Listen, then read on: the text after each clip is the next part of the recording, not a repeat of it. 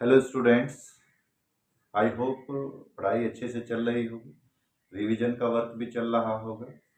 Revision करने से एक अच्छी फीलिंग आती है कि अच्छे नंबर कैरी होते हैं एग्जाम में। तो रिवीजन का कार्य आप कंटिन्यूअसली चलाते रहिए। तो आज हम इसी श्रेणी में एक नया टॉपिक लेकर के आए हैं। उस टॉपिक का नाम है D and F block elements. ये हमारी केमिस्ट्री का इनऑर्गेनिक केमिस्ट्री का फर्स्ट चैप्टर है। इनऑर्गेनिक केमिस्ट्री यहाँ से स्टार्ट होती है। इस इनऑर्गेनिक केमिस्ट्री में हम कुछ मेटल्स पढ़ेंगे, उन मेटल्स की कुछ प्रॉपर्टी पढ़ेंगे और उनमें इनऑर्गेनिक का नाम आते ही कुछ एक्सेप्शन भी होते हैं, उन एक्सेप्शन के बारे में बात करेंगे। यानी कि एक बहुत ही अच्छा टॉपिक है, बहुत ही अच्छा लेसन है और लेसन में एक अच्छे मार्क्स गेन कर सकते हैं इस लेसन से। और ज़्यादा कोई टफ नहीं होता, फिजिकल केमिस्ट्री के कंपैरिजन में ठीक ठाक होता है। तो आइए स्टार्ट करते हैं हम डी और एफ ब्लॉक एलिमेंट्स की कुछ प्रॉपर्टी के बारे में। तो हेडिंग लिखते हैं D and F block. General property लिख लेते हैं। जनरल प्रॉपर्टी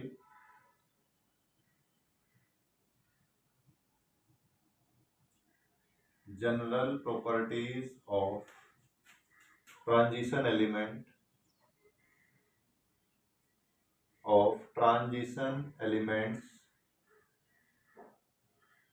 एलिमेंट्स जिसमें हमने क्या पढ़ना है, डी ब्लॉक के एलिमेंट्स को पढ़ना है। तो ये हम कुछ प्रॉपर्टी देख रहे हैं जिसे हम जनरल प्रॉपर्टी का नाम दिया गया है। और जनरल प्रॉपर्टी में जो हमारा फर्स्ट पॉइंट हम पढ़ रहे हैं वो है हमारा फिजिकल प्रॉपर्टी।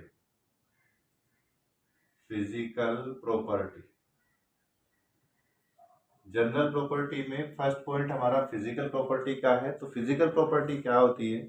फिजिकल प्रॉपर्टी का मीन्स होता है कि जो हम किसी भी मेटल को देख करके बता सकते हैं कि ये इसमें करेक्टर दिख रहा है। हमें कैसा करेक्टर दिख रहा है कि हम बताते हैं कि सारे के सारे क्या होते हैं, मेटल्स होते हैं।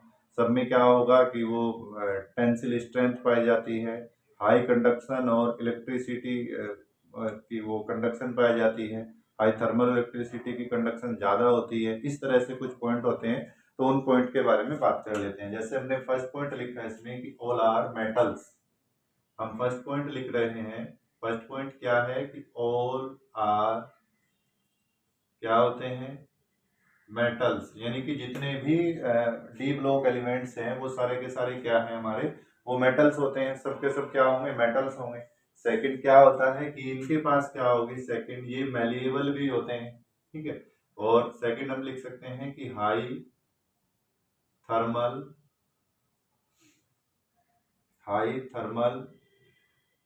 And electrical conduction. यानी कि ये दो चीजें भी ज्यादा होती हैं। क्या होती है, हाई थर्मल और इलेक्ट्रिकल कंडीशन भी, वो कंडक्शन भी पाई जाती है। और थर्ड क्या लिख सकते हैं, एक और होता है इसमें क्या कि high tensile strength. High tensile strength भी पाई जाती है। हाई टेंसिल स्ट्रेंथ का मीन्स है कि ये ज्यादा टेंसिल होते हैं। टेंसिल एक तरह से इस तरह की होती है, जैसे हमारी सबसे ज्यादा जो टेंसिल पाई जाती है वो किसमें होती है, सबसे ज्यादा टेंसिल आयरन में पाई जाती है। क्योंकि आयरन की वजह से हम बड़े बड़े ब्रिज बना सकते हैं, लेंटर में मकान बनाते हैं, कोई बिल्डिंग वगैरह बनाते हैं। तो इस तरह से वो उसकी क्या प्रॉपर्टी होती है, टेंसिल स्ट्रेंथ होती है। जैसे हमने कहा कि सारे मेटल हैं, थर्मल इलेक्ट्रिकल कंडक्शन भी सब में पाई जाती है। ये भी हमारा फिक्स है। नेक्स्ट हमारा होता है कि ये क्या होते हैं, मेलिएबल होते हैं और डक्टाइल होते हैं। तो एक पॉइंट है हमारा, ये क्या होंगे, सारे मेलिएबल होंगे, malleable and ductile. Malleable and ductile का मीन्स क्या होता है, मेलिएबल का मीन्स है कि इसकी थिन शीट बना सकते हैं हम। इसकी मेलिएबल का मीन्स होता है कि जितने भी मेटल्स हैं ये डी ब्लॉक एलिमेंट्स, इनकी सारे को सारों की थिन शीट बना सकते हैं, एक पतली शीट बना सकते हैं। और डक्टाइल का मीन्स होता है कि हम इसकी वायर बना सकते हैं, एक लंबी वायर भी बना सकते हैं।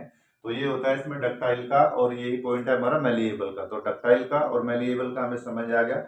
और एक होता है हमारा कि इसके मेटेलिक लस्टर्स होते हैं। एक पॉइंट आया कि ये क्या होते हैं, ये मेटेलिक लस्टर्स होते हैं। मेटेलिक लस्टर्स का मीन्स क्या होता है, मेटेलिक लस्टर्स होंगे। और एक पॉइंट होगा कि ये सोनोरस होते हैं। ये सोनोरस भी होते हैं। तो मेटालिक लस्टर्स होंगे और क्या होगा, सोनोरस होता है। तो मेटालिक लस्टर्स का मीन्स होता है, देखिए मेटालिक लस्टर्स क्या हो, मेटालिक लस्टर्स का मीन्स होता है कि इनकी स्ट्रक्चर कैसी होती है। स्ट्रक्चर का मीन्स था कि ये क्या बीसीसी होते हैं, एफसीसी होते हैं, ईसीसी होते हैं या एचसीपी होते हैं, इस तरह की स्ट्रक्चर होती है, किस तरह से क्लोज पैक होते हैं, तो इसको बोलते हैं मेटालिक लस्टर्स होते हैं। और इसमें कुछ एक्सेप्शन होते हैं। देखिए हमारा क्या है कि सारे के सारे मैलिएबल होते हैं और सारे के सारे क्या होते हैं, डक्टाइल भी होते हैं। तो इस तरह से हमने ये पॉइंट को, सारे के सारे पॉइंटों को हमने देख लेना है कि क्या है। दोबारा एक बार रिपीट कर लेते हैं, क्या है कि ऑल आर मेटल्स होते हैं, high thermal and electrical conduction पाई जाती है।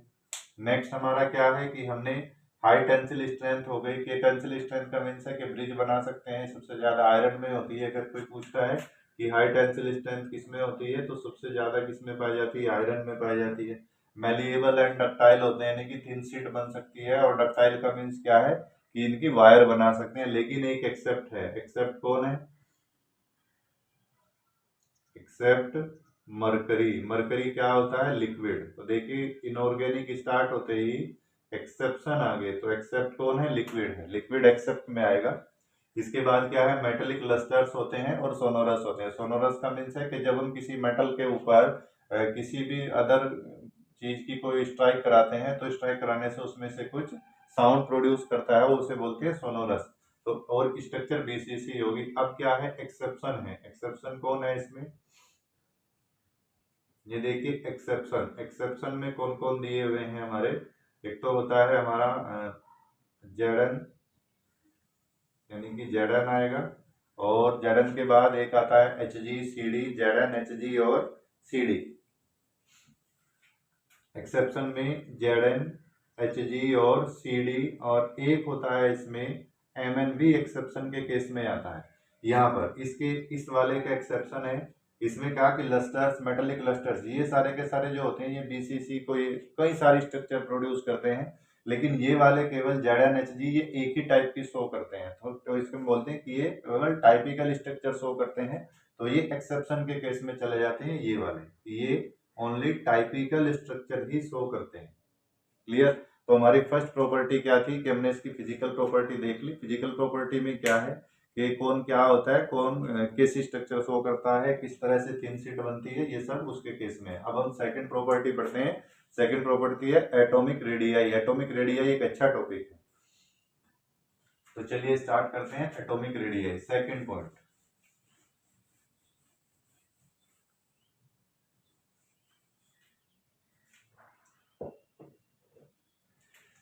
अब सेकंड है हमारा atomic radii.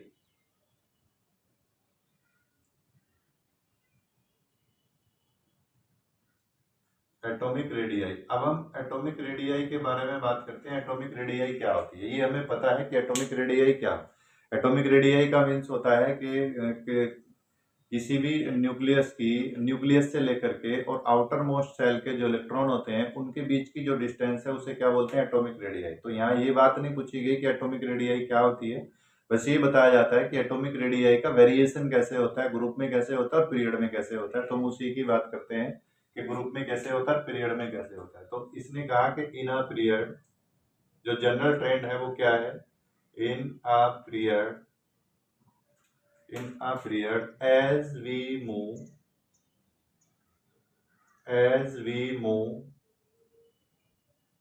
from left to right, as we move left to right, जैसे हम लेफ्ट टू राइट चलते हैं तो क्या होता है उसमें कि एटॉमिक रेडियाई या एटॉमिक साइज देख लेते हैं। एटॉमिक साइज, एटॉमिक साइज क्या होता है, वो डिक्रीज होता है। जैसे ही हम लेफ्ट टू राइट चले तो हमारा जो एटॉमिक साइज है वो क्या हो जाता है, वो डिक्रीज हो जाता है। क्यों होता है, उसका रीजन समझते हैं अभी कि ऐसा क्यों होता है। तो हमारे पास कोई मेटल है और उस मेटल में वैलेंसी इलेक्ट्रॉन होते हैं, तो हम लिख रहे हैं वैलेंसी इलेक्ट्रॉन, वैलेंस इलेक्ट्रॉन। और ये वैलेंस इलेक्ट्रॉन क्या करते हैं, देखिए वैलेंस इलेक्ट्रॉन के पास में कोई भी मेटल होगा, उसके वैलेंस इलेक्ट्रॉन के पास में टू टाइप का फोर्स अप्लाई होता है। कोई भी वैलेंस इलेक्ट्रॉन हो तो 2 टाइप का फोर्स अप्लाई होता है। कौन कौन सा 2 टाइप का फोर्स अप्लाई होता है? देखो, एक फोर्स होता है जो न्यूक्लियस उस इलेक्ट्रॉन को अपनी ओर अट्रैक्ट करता है। देखिए ये है, हम यहाँ बता रहे हैं, जैसे ये न्यूक्लियस है प्लस ये इसकी कुछ सेल है, ये रही ये, सपोज यहाँ पर हमारा एक इलेक्ट्रॉन है, ये रहा। इस इलेक्ट्रॉन को अगर ये न्यूक्लियस अपनी ओर अट्रैक्ट करता है ये, तो कौन सा फोर्स होगा? अट्रैक्शन फोर्स होगा। भाई अगर ये अपनी ओर अट्रैक्ट कर रहा है तो कौन सा फोर्स है? अट्रैक्शन फोर्स है। तो हम यहाँ लिख रहे हैं कि ये है हमारा अट्रैक्शन फोर्स। तो एक तो अट्रैक्शन फोर्स हो गया जो उसको अपनी ओर अट्रैक्ट करेगा। एक क्या होता है कि इसके यहाँ पर भी इलेक्ट्रॉन होते हैं इनर सेल में, तो जैसे ही यहाँ पर इलेक्ट्रॉन है, ये इलेक्ट्रॉन इसको क्या करते हैं? ये इलेक्ट्रॉन इसको रिपेल करते हैं, यानी कि यहाँ से दूर करने की कोशिश करते हैं। रिपल्सन होता है इलेक्ट्रॉन इलेक्ट्रॉन के बीच में। तो एक हमारा है रिपल्सन फोर्स, तो एक रिपल्सन फोर्स है। तो दो तरह के फोर्स अप्लाई होते हैं किसी भी पर्टिकुलर इलेक्ट्रॉन पर। जो इलेक्ट्रॉन आउटर मोस्ट शेल में होता है तो उसके पास हमारे 2 टाइप के फोर्स अप्लाई होते हैं। फर्स्ट हमने कहा कि फोर्स ऑफ अट्रैक्शन, ये इसको अपनी ओर अट्रैक्ट करेगा।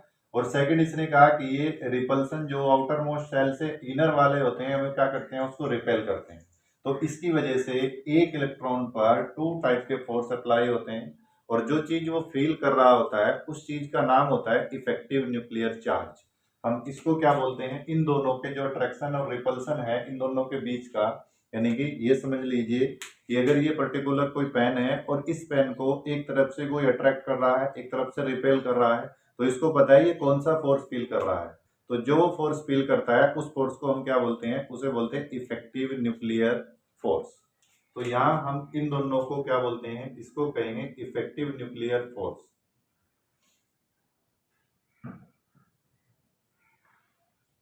इसे कहते हैं इफेक्टिव न्यूक्लियर फोर्स। तो इफेक्टिव न्यूक्लियर फोर्स क्या होता है कि एक ऐसा फोर्स होता है, it is the actual force, जो कोई भी इलेक्ट्रॉन फील करता हो तो उसको क्या बोलते हैं हम? इफेक्टिव, इसको कहते हैं हम इफेक्टिव न्यूक्लियर फोर्स बोलते हैं। तो हम इसकी एक लाइन लिख लेते हैं, it is actual force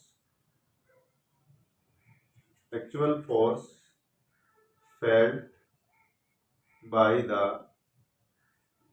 outermost shell electron, felt by the outermost shell electron, या felt by the ऐसे लिख सकते हैं। outermost shell कौन होता है? वैलेंसी इलेक्ट्रॉन भी लिख सकते हैं। तो ये होगा कि felt by वैलेंसी इलेक्ट्रॉन। जो वैलेंसी इलेक्ट्रॉन फील कर रहा होता है उसको क्या बोलते हैं? इफेक्टिव न्यूक्लियर फोर्स बोलते हैं। तो ये हमारा दो तरह का फोर्स अप्लाई होता है कि एक फोर्स ये वाला अट्रैक्शन फोर्स, इलेक्ट्रॉन को अपनी ओर अट्रैक्ट करता है। एक फोर्स रिपल्सन फोर्स होता है जो रिपल्सिव फोर्स होगा, जो रिपल्सन देता है। तो इन दोनों के बीच का जो फोर्स वो मैनेज कर रहा है, इलेक्ट्रॉन को फील हो रहा है, उसको क्या बोलते हैं? इफेक्टिव न्यूक्लियर फोर्स बोलते हैं। और ये एक एक्चुअल फोर्स होता है जो किसी भी वैलेंस इलेक्ट्रॉन को वो उसको फील कर रहा होता है, तो इसे बोलते हैं इफेक्टिव न्यूक्लियर फोर्स बोलते हैं। अब ये जो हमारा रिपल्सिव फोर्स है, इस रिपल्सिव फोर्स का एक दूसरा नाम होता है जिसे हम बोलते हैं शील्डिंग इफेक्ट या शील्डिंग फोर्स। इसका एक सेकंड नाम होता है, इसे कहते हैं शील्डिंग इफेक्ट। इसे हम बोलते हैं शील्डिंग इफेक्ट या शील्डिंग फोर्स। ये शील्डिंग फोर्स भी होता है। शील्डिंग फोर्स का मीन्स होता है कि शील्ड कर देना, कवर कर देना। तो इसे शील्डिंग इफेक्ट के बारे में भी अभी बता रहे हैं क्या होता है। तो यहाँ तक नोट करिए, आगे चलते हैं। अब हम एटॉमिक रेडियाई में आगे चल रहे हैं। क्या कहा इसने? ट्रेंड। ये जो हमने ट्रेंड लिखा ये जनरल ट्रेंड था। अभी डी ब्लॉक में जो ट्रेंड आएगा उसको देखते हैं, डी ब्लॉक का ट्रेंड क्या होता है। तो नेक्स्ट हमारा जो टॉपिक है वो इसी में देखेंगे कि जेड इफेक्टिव क्या होता है। अब हमने स्क्रीनिंग इफेक्ट बताना। स्क्रीनिंग इफेक्ट क्या होता है? स्क्रीनिंग इफेक्ट का मीन्स होता है कि ये हमारा कोई न्यूक्लियस है और इस पर्टिकुलर न्यूक्लियस के पास में ये इस तरह से सेल्स होती हैं। ये कौन है? ये एस है, ये पी, डी और एफ। ये हमें पता है कि जो एस सब सेल होती है वो सब सेल न्यूक्लियस के बिल्कुल क्लोज होती है। ये न्यूक्लियस के क्लोज है, फिर पी, फिर देन डी और एफ, इस तरह से होती है। तो ये वाली शील्डिंग इफेक्ट का मीन्स होता है कि इसको कवर कर लेना, इसका जो प्लस है अट्रैक्शन फोर्स है वो कम हो जाए, तो ये वाला इसको अच्छे से शील्ड कर लेगा, फिर ये कर लेगा, फिर ये कर लेगा, फिर ये कर लेगा, यानी कि जो एफ है उसका शील्डिंग इफेक्ट तो बड़ा पुअर है, वो तो सबसे पीछे है। तो सबसे ज्यादा शील्डिंग इफेक्ट, शील्डिंग का मीन्स है कि इसको कवर कर लेना जिससे ये दूसरे आउटर मोस्ट सेल के इलेक्ट्रॉन को अपनी ओर अट्रैक्ट ना करे, तो इसको क्या बोलते हैं, शील्डिंग इफेक्ट बोलते हैं। तो ये शील्डिंग का मीन्स है कि ये इसको अपनी ओर अट्रैक्ट कर लेगा। तो जब ये इसको पूरे को कवर कर लेता है ऐसे, तो इसका मतलब है ये बाहर वाले इलेक्ट्रॉन पे तो अट्रैक्शन कम हो गया, और जब बाहर वाले इलेक्ट्रॉन पर अट्रैक्शन कम होगा तो रिपल्सन फोर्स ज्यादा लगेगा। तो यानी कि हम ये बात कहना चाह रहे हैं कि जो हमारा जेड इफेक्टिव है, जिसको हम इफेक्टिव न्यूक्लियर चार्ज बोलते हैं, तो उसको मैं एक छोटा सा वर्ड बोल दूं जिसे हम कहते हैं जेड इफेक्टिव। और जेड इफेक्टिव क्या होता है, जेड इफेक्टिव होता है हमारा जेड माइनस सिग्मा। ये एक फॉर्मूला आया जिससे हम जेड इफेक्टिव निकाल सकते हैं। तो जेड जेड इक्वल टू क्या होता है, जेड इक्वल टू होता है हमारा न्यूक्लियर चार्ज, जिसे हम न्यूक्लियर चार्ज बोलते हैं। ये होता है न्यूक्लियर चार्ज।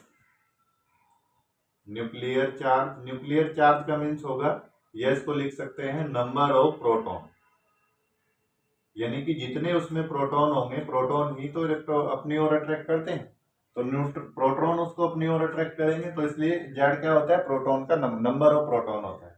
और सिग्मा क्या होता है, सिग्मा होता है हमारा शील्डिंग इफेक्ट। शील्डिंग इफेक्ट क्या दे रहा है, तो जेड होगा हमारा शील्डिंग इफेक्ट या शील्डिंग फोर्स, शील्डिंग फोर्स कह सकते हैं। अब देखो हमने बताया आपको कि शील्डिंग इफेक्ट जो हमारा शील्डिंग फोर्स होता है वो सबसे पुअर कैसे होता है। तो शील्डिंग इफेक्ट का ऑर्डर क्या होगा, हम यहां लिख रहे हैं order, order of shielding force. तो शील्डिंग फोर्स का ऑर्डर क्या होता है, एस का सबसे ज्यादा होगा, देन पी होगा, फिर उसके बाद डी होगा, फिर उसके बाद एफ होगा, इस तरह से। तो सबसे ज्यादा शील्डिंग इफेक्ट किसका होता है, एस का, then P, then D, then F, यानी कि जो पुअर शील्डिंग इफेक्ट है वो किसका है, एफ का। एफ का सबसे कम शील्डिंग इफेक्ट होता है, इसके आगे कहीं यूज होगा तो इसलिए हमने ये बताया कि सबसे कम शील्डिंग इफेक्ट किसका होगा, इसका होगा। तो ये ट्रेंड भी हमें ध्यान रखना है। अब हम देख रहे हैं कि जो जेड इफेक्टिव है, जेड इफेक्टिव वो इनवर्स होता है किसके, एटॉमिक साइज के, एटॉमिक साइज के इनवर्स होता है, यानी कि जैसे जैसे जेड इफेक्टिव इंक्रीज होगा वैसे वैसे एटॉमिक साइज डिक्रीज होगा। तो अभी हम इसी पे बात कर रहे हैं कि कैसे होगा, समझ लेते हैं। दो केस लेते हैं और दो केस के बेसिस पर हम देखते हैं कि किसमें ज्यादा इंक्रीज होता है और किसमें डिक्रीज होता है। तो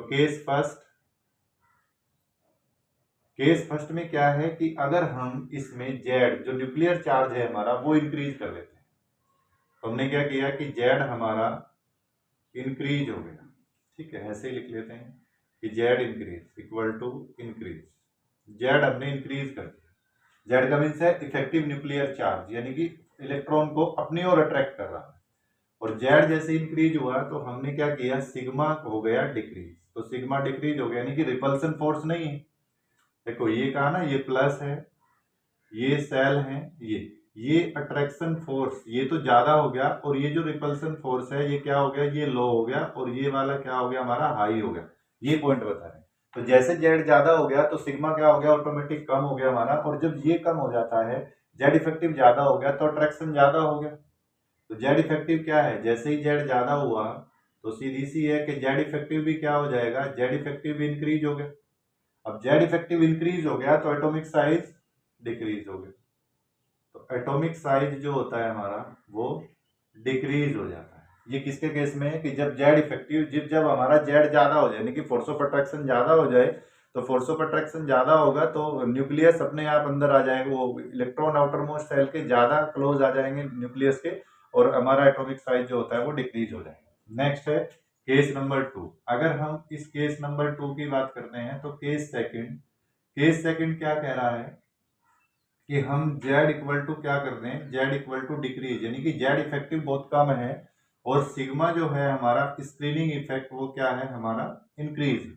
तो इलेक्ट्रॉन रिपल्सन हो रहे हैं, तो रिपल्सन का मीन्स सीधी सी बात है कि इलेक्ट्रॉन जेड इफेक्टिव तो कम हो जाएगा। चलो ये लिखेंगे, जेड इफेक्टिव क्या हो जाएगा, जेड इफेक्टिव हमारा डिक्रीज हो जाएगा, और जैसे ही जेड इफेक्टिव डिक्रीज हुआ तो एटॉमिक साइज इंक्रीज हो जाता है। तो यहाँ लिखेंगे कि एटॉमिक साइज क्या हो जाएगा, एटॉमिक साइज इंक्रीज हो जाता है। तो ये केस है कि जैसे जैसे केस फर्स्ट में जेड इफेक्टिव इंक्रीज होता है तो हमें दिख जाएगा कि जेड इफेक्टिव किस में इंक्रीज हो रहा है और किस में स्क्रीनिंग इफेक्ट इंक्रीज हो रहा है। तो इस बेसिस पर हम बता सकते हैं कि इसका एटॉमिक साइज बड़ा है, इसका एटॉमिक साइज छोटा है। तो ये हमारा जेड इफेक्टिव से रिलेटेड था। अब हम अपना डी ब्लॉक एलिमेंट्स में चलते हैं। डी ब्लॉक एलिमेंट्स का क्या ट्रेंड होता है रेडियाई का।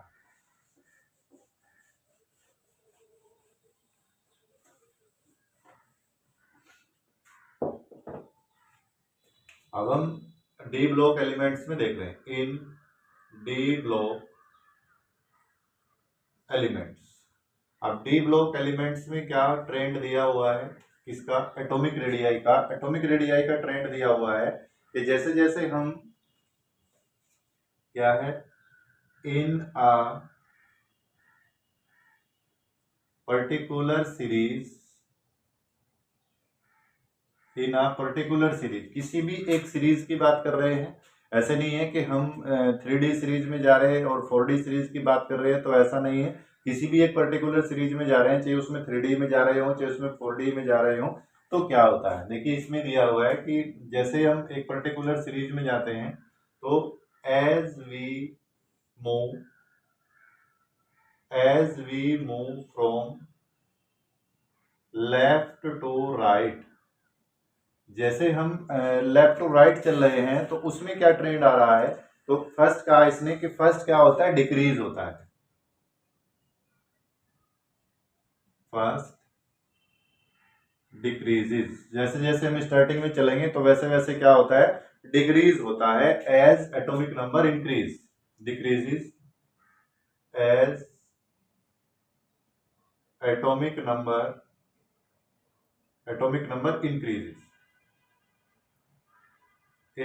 जैसे जैसे एटॉमिक नंबर इंक्रीज होते हैं तो वैसे वैसे हमारे क्या होते हैं, वो एटॉमिक साइज, इसने कहा कि एटॉमिक रेडियाई क्या होती है, स्टार्टिंग में डिक्रीज होती जाती है, एटॉमिक नंबर जैसे जैसे इंक्रीज होता जाता है ऐसे ऐसे एटॉमिक डिक्रीज होगा। उसके बाद नेक्स्ट क्या होता है, मिडिल पे जाकर के वो स्टॉप कर जाता है, यानी कि आगे होता है कि अप टू मिडल, जैसे हम मिडल में चलेंगे तो क्या हो जाएगा, up to middle almost constant,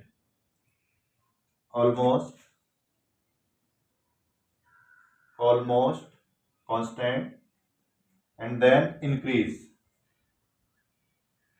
यानी कि जैसे जैसे हम मिडिल में पहुंचे तो मिडिल में जाने के बाद क्या होता है, वो कांस्टेंट हो जाता है। जैसे स्टार्टिंग में कहा कि जैसे हम किसी भी पर्टिकुलर सीरीज में चलते हैं तो स्टार्टिंग में वो क्या होता है, इंक्रीज, वो डिक्रीज हो रहा है, और मिडिल में जाने के बाद वो कांस्टेंट हो जाता है, और फिर नेक्स्ट क्या कहा उसने, और देन इंक्रीज, आगे लिख देंगे एंड देन इंक्रीज,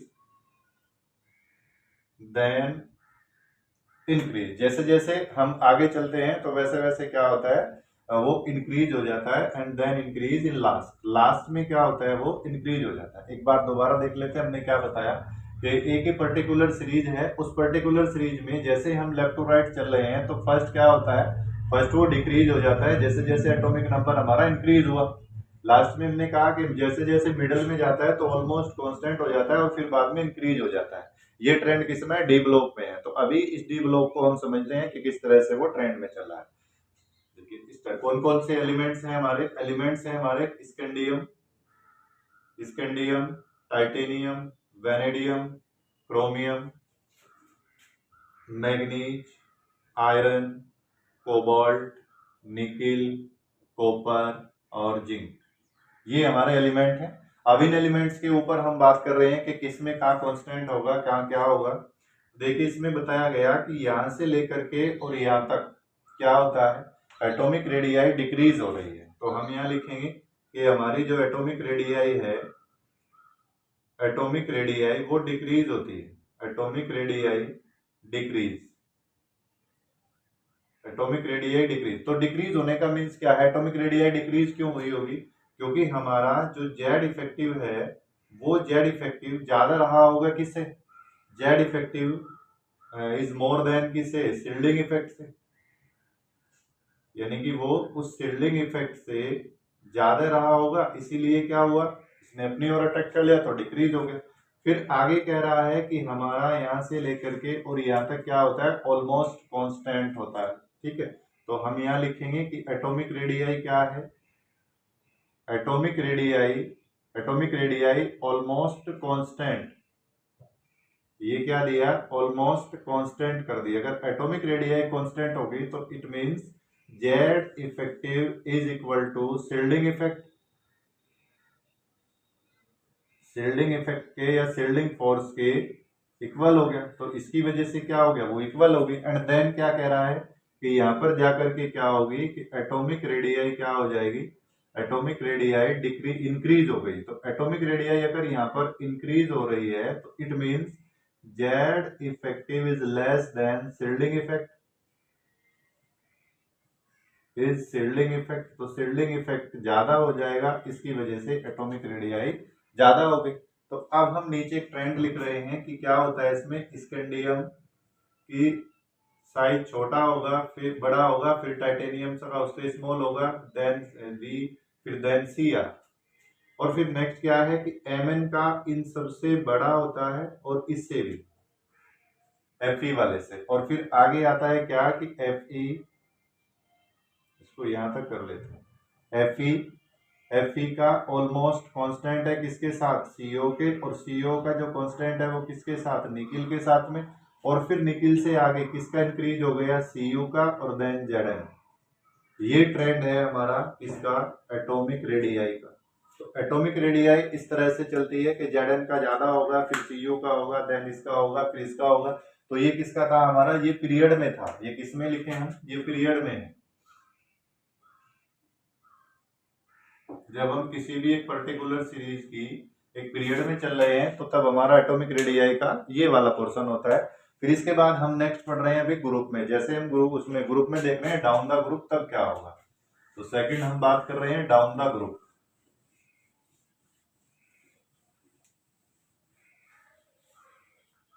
तो सेकंड हम देख रहे हैं डाउन द ग्रुप।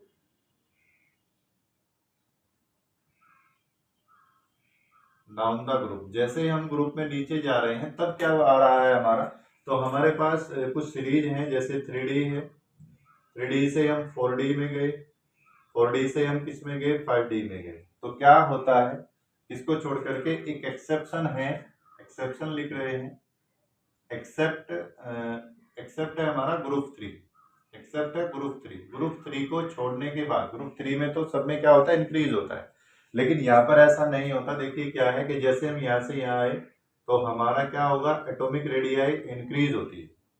नेक्स्ट जैसे हम यहाँ आए तो क्या होता है, यहाँ पर डिक्रीज होता है।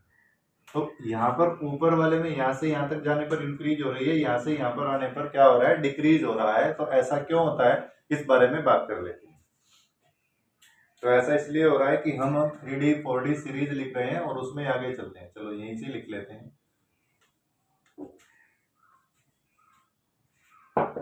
देखिए क्या है हमारा जो ग्रुप थर्ड है, उस ग्रुप थर्ड को लेते हैं जो एक्सेप्शन वाला केस है। एक्सेप्शन वाले केस में कौन है, स्कैंडियम है, वाई यटरबियम है और लेंथेनम है, ये तीन है, ये ग्रुप थर्ड में है। फिर स्कैंडियम के बाद क्या आता है, टाइटेनियम, टाइटेनियम के बाद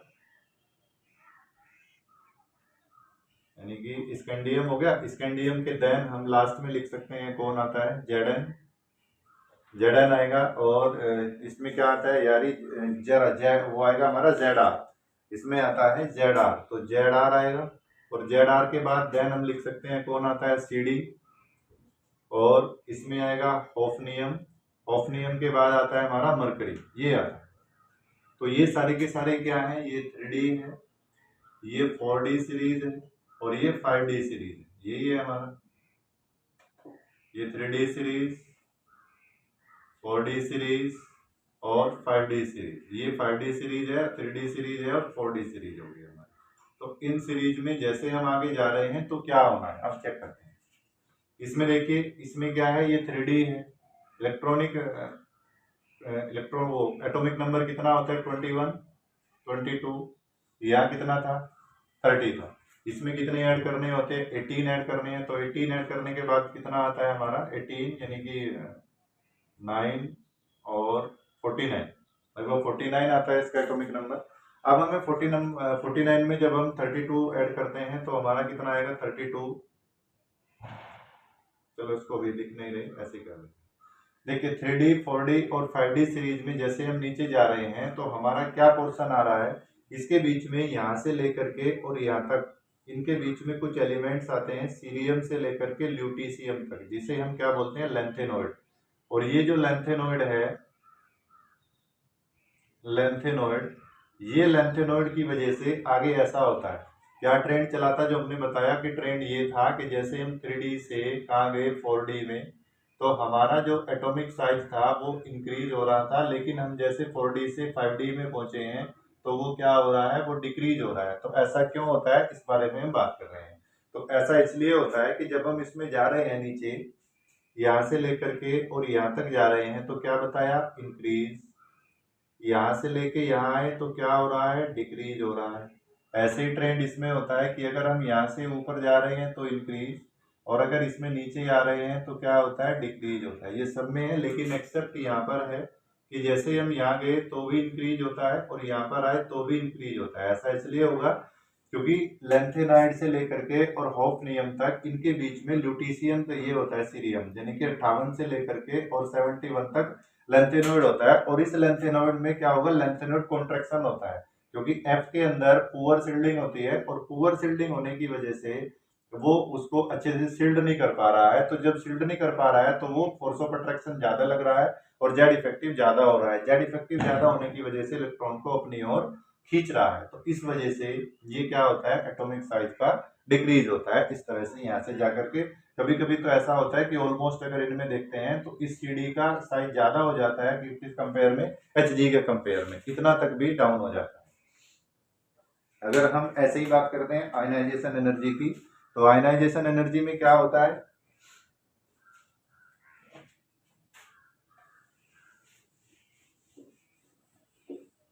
एक थर्ड पॉइंट और कर लेते हैं, फिर नेक्स्ट लेक्चर में बताएंगे आगे। तो हमने इसमें क्या करना, टॉपिक पढ़ाते हैं, उसका वो है हमारा आयनिक रेडियाई। थर्ड पॉइंट है आयनिक रेडियाई। तो आयनिक रेडियाई कैसी होगी, आयनिक रेडियाई, आयनिक रेडियाई का मीन्स होता है कि वो आयनों में आयन का एक पर्टिकुलर यानी कि न्यूक्लियस से लेकर के और आयन के बीच में जो डिस्टेंस होती है उसे क्या बोलते हैं, उसकी आयनिक रेडियाई बोलते हैं। तो आयनिक रेडियाई का भी हमने ट्रेंड देखना है कि आयनिक रेडियाई क्या होती है। तो आयनिक रेडियाई जैसे जैसे हम किसी भी ग्रुप में चलते हैं तो आयनिक रेडियाई क्या होती है, डिक्रीज ही होती है। तो आयनिक रेडियाई का डिक्रीज देखना है क्या होता है। तो हम लिख रहे हैं कि ionic radii, ionic radii decrease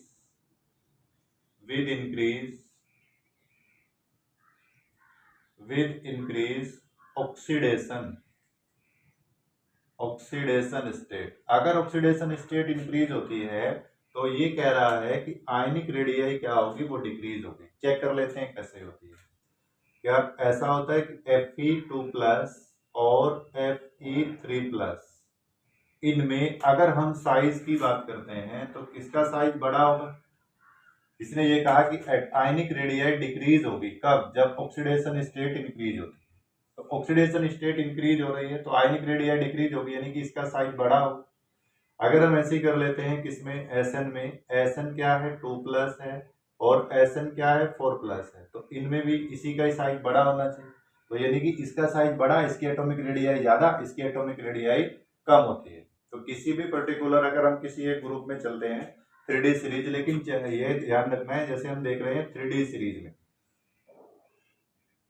3D series में क्या है, scandium, titanium, vanadium, chromium, manganese, iron, cobalt, nickel, copper और जिंक, ये हमारे एलिमेंट हैं।